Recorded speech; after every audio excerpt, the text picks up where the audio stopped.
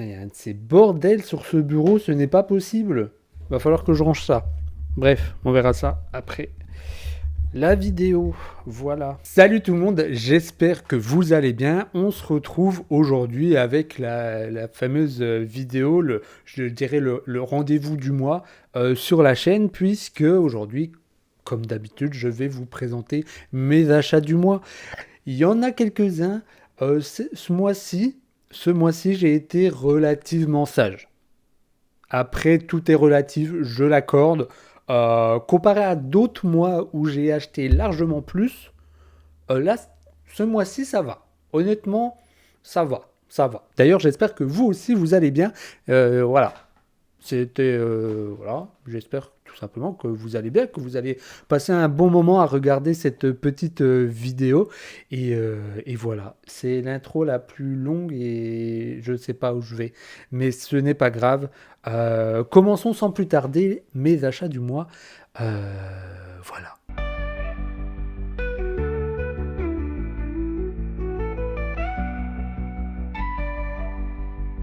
Alors pour commencer, bien entendu, par où je vais commencer, je ne sais pas par où, lequel je prends. Allez, on va prendre celui-là.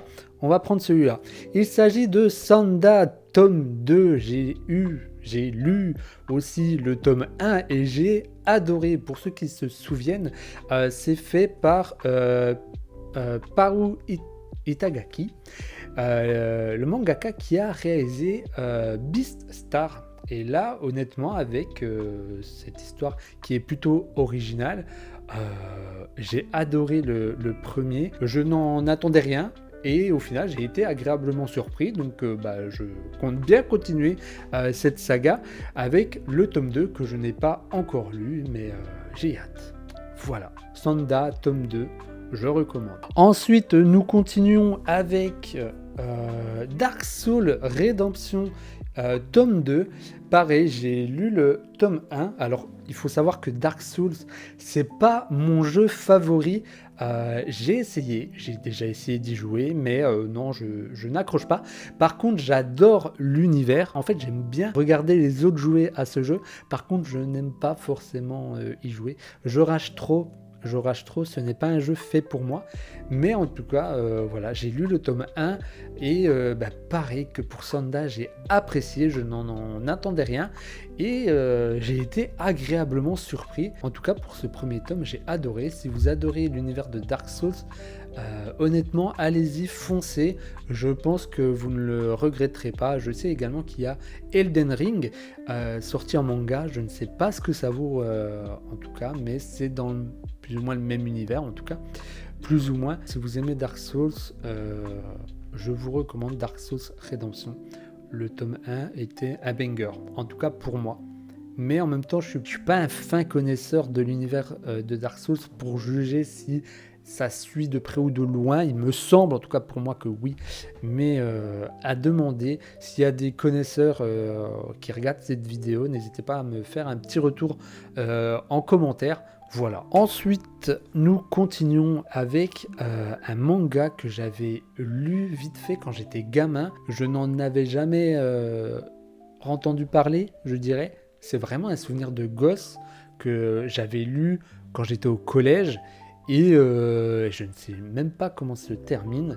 Bref, j'arrête le suspense. XXX Holic, Pika Édition a ressorti une réédition de ce manga et je n'avais vraiment aucun souvenir et ça faisait un moment que je repensais justement à ce manga et où je me disais, ça serait bien que je me replonge là-dedans et le fait que ressorte cette édition-là, j'ai eu envie de dire, c'est fou.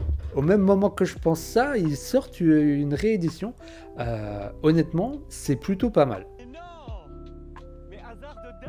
Je vais vous lire le résumé. Kimihiro Watanuki est un lycéen capable de voir les esprits. Il maudit ce pouvoir si lourd à porter, jusqu'au jour de sa rencontre avec la mystérieuse Yuko Ishihara, magicienne. Elle seule peut exaucer son souhait de faire taire ses visions. Mais en échange, il devra lui offrir une compensation proportionnelle à son vœu. J'ai été agréablement surpris. J'avais envie de relire ça. Je ne me rappelais plus vraiment de l'histoire. Et ça m'a permis justement de replonger dans cet univers-là. Et je ne peux pas trop en dire sans trop spoiler. Et en même temps, je ne sais pas si parmi vous, il y en a certains qui souhaitent ou qui vont en tout cas lire ce manga. Il se passe une dinguerie dans cette fin de tome qui... Je n'avais aucun souvenir de ça et je me suis dit, mais what the fuck? Voilà. Série en 19 tomes, c'est noté derrière, donc c'est bon à savoir, on est au premier tome. J'ai vraiment hâte de lire la suite. C'est un truc de fou. Les dessins sont très originaux. Voilà, l'histoire est folle. Je recommande. Ensuite, on a bien entendu le tome 3 de Smile. Vous savez que j'ai le tome 1 et le tome 2, que j'adore cette histoire. J'ai tellement hâte de voir la suite. D'ailleurs, je ne vous le cache pas, j'ai déjà lu ce tome 3. Toujours aussi bien, toujours aussi banger pour moi. Je trouve l'histoire originale. Pour rappel, ça parle beaucoup... ça parle en tout cas d'une secte et d'une personne qui souhaite retrouver sa femme, qui fait partie en fait de cette organisation. Et du coup, qui va plus ou moins s'infiltrer en fait au sein de cette organisation pour essayer de retrouver sa femme, tout simplement. Donc voilà, Smile, tome 3. C'est aux éditions Mangetsu. C'est vrai que j'ai pas dit en fait les autres par quelle maison d'édition c'est. Donc nous avons XXXolic Pika Edition, Dark Souls Mana Books et bien sûr Sandai qui est de Kiun. Voilà, Kiun Seinen. Voilà. Bref, revenons à nos moutons. Smile, vous l'aurez compris, j'adore et allez-y. Si vous adorez tout ce qui est thriller, secte, un peu horreur quand même, parce que bon, il y a des scènes, c'est pas pour tout le monde, c'est pas pour tout public, hein. Je le précise à chaque fois que je parle de ce manga-là. Voilà. Ensuite, nous avons bien entendu ma grosse découverte. Il était temps en même temps, vous me direz, de 2025. Je parle bien sûr de Vinland Saga. J'en suis au tome 7. Je l'ai lu, le tome 7, déjà, à peine acheté, je l'avais déjà lu. Vinland Saga, qu'est-ce que vous voulez que je vous dise de plus? J'ai hâte de savoir la suite. J'ai énormément de retard, je vous l'accorde. Mais j'ai tellement hâte. À chaque fois, chaque mois, je me dis vivement le mois suivant que je puisse m'acheter un tome de Vinland Saga. Je peux pas tout acheter d'un coup, vous comprenez bien, c'est un budget quand même l'achat de manga. Et que je sais que je serais capable honnêtement d'acheter toute la collection d'un coup de Vinland Saga, mais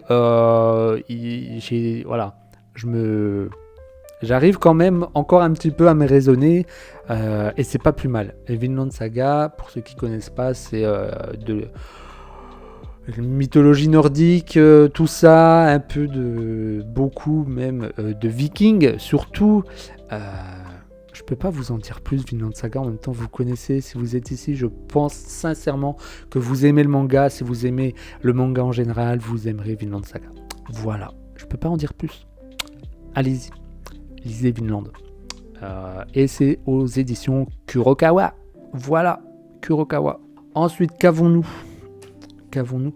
Bien entendu, le tome 2 de Kagurabachi. J'ai adoré le tome 1 alors que je n'en attendais rien.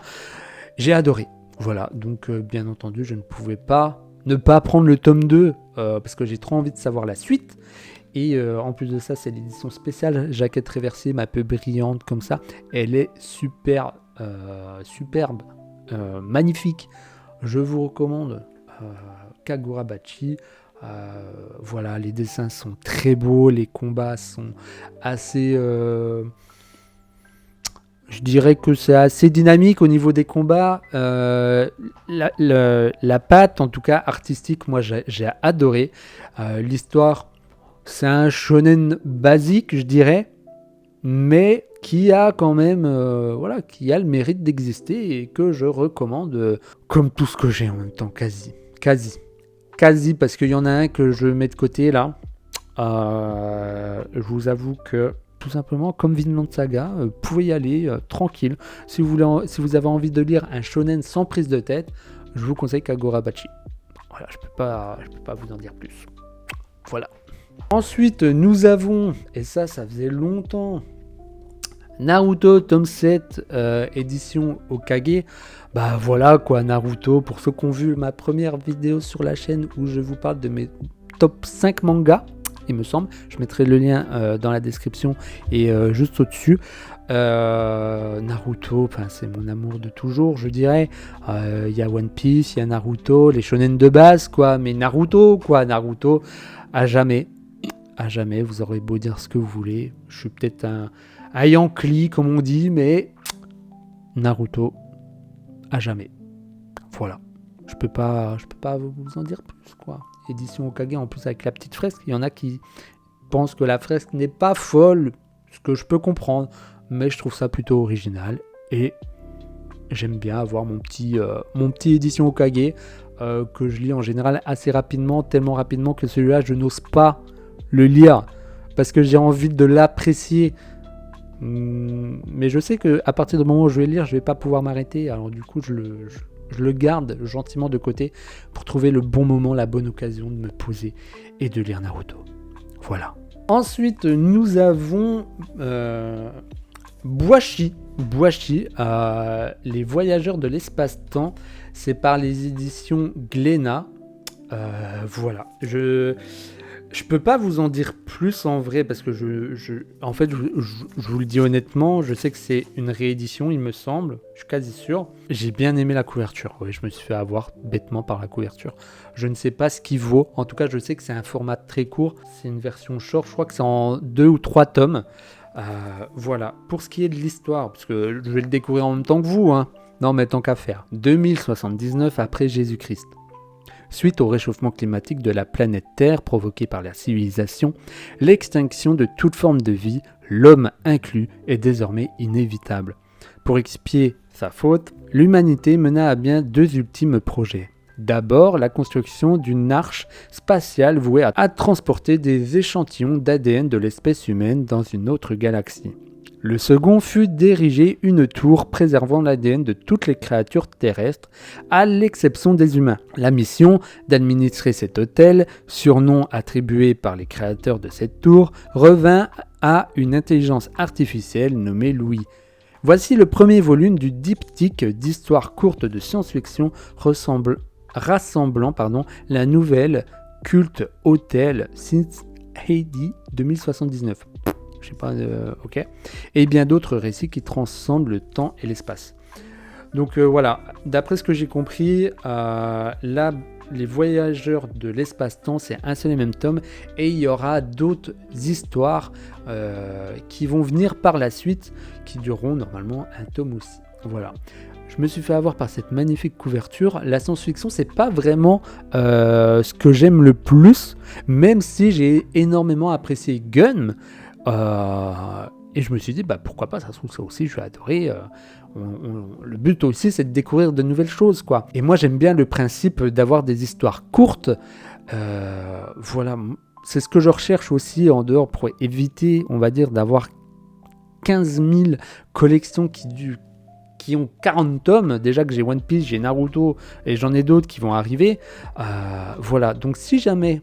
parce que je ne connais pas tout non plus, si jamais vous avez des shorts un peu comme ça, qui durent 3-4 tomes, 5 tomes, franchement, je suis le preneur, dites-le moi en commentaire, et je vous ferai peut-être une petite review à la suite de ça, voilà, je ne sais pas, une vidéo spéciale, je vous présente des mangas courts, voilà, format court, dites-moi en commentaire. Ensuite, nous avons l'avant-dernier, Yokohama Station Fable. Alors ça, c'est pas moi qui l'ai acheté, c'est ma copine qui me l'a offert. Je ne connais pas du tout.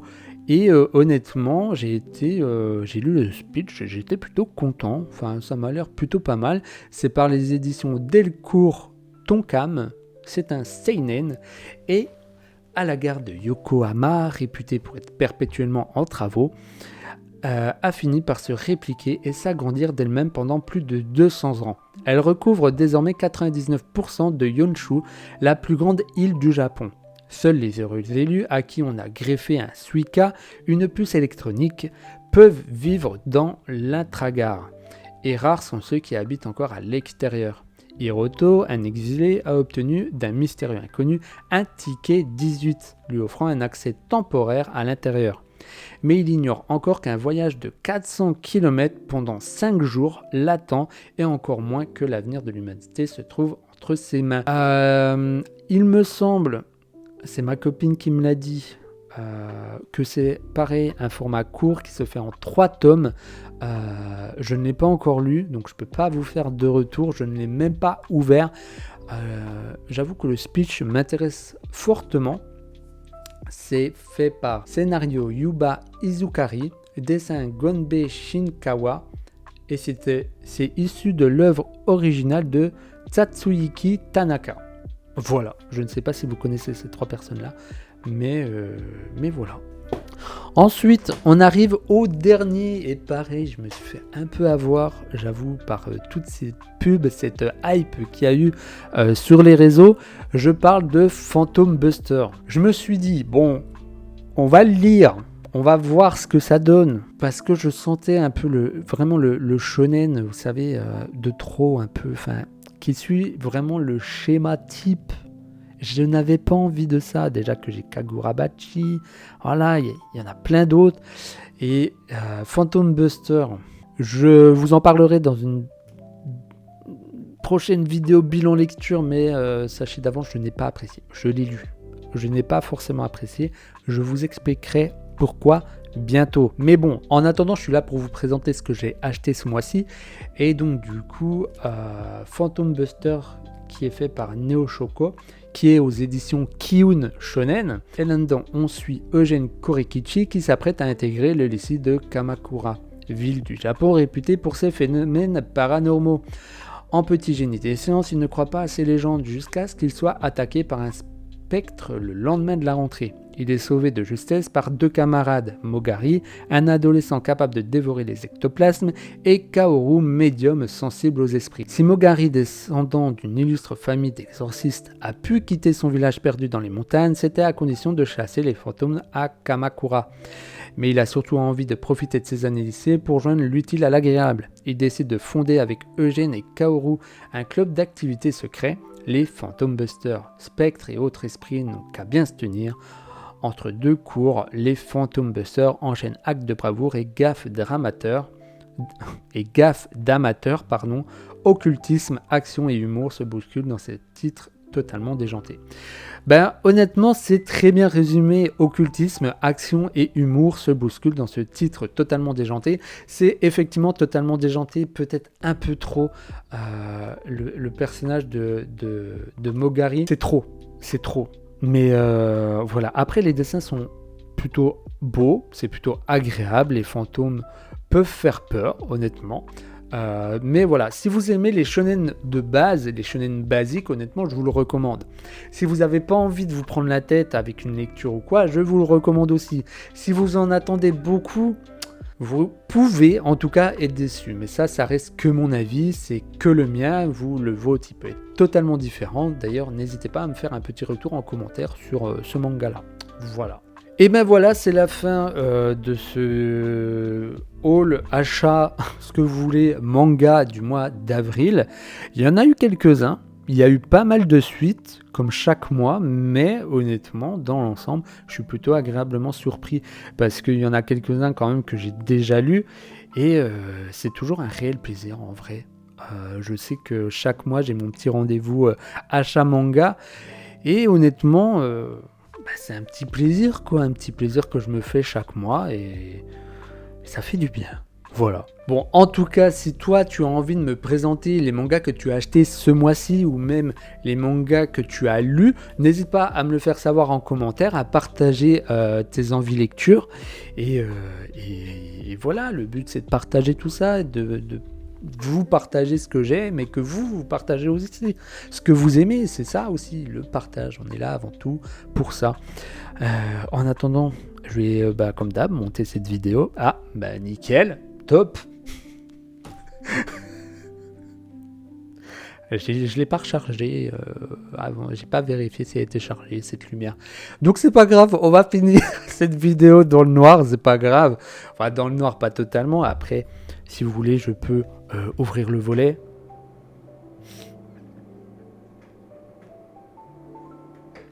Je sais pas, ça n'a pas changé. Bon, ça n'a pas changé grand chose. Enfin bref.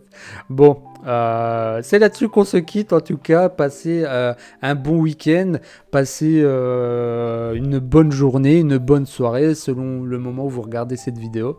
Et voilà, moi je vous dis à bientôt sur YouTube. Ah d'ailleurs, j'ai oublié. Le mec qui part comme ça. N'oubliez pas, bien entendu, de liker et de vous abonner si ce n'est pas encore fait. Et d'activer la petite cloche pour rester informé de la prochaine vidéo qui sortira. Et voilà. Cette fête vidéo, c'est du grand n'importe quoi. Enfin bref. Ah, c'est ça aussi. Hein. Faut être. C'est pas toujours parfait comme on le veut. Faut être. Au moins, c'est authentique, je dirais. Bon, allez. Prenez soin de vous. Et puis, à bientôt sur YouTube. Ciao. C'est du n'importe quoi.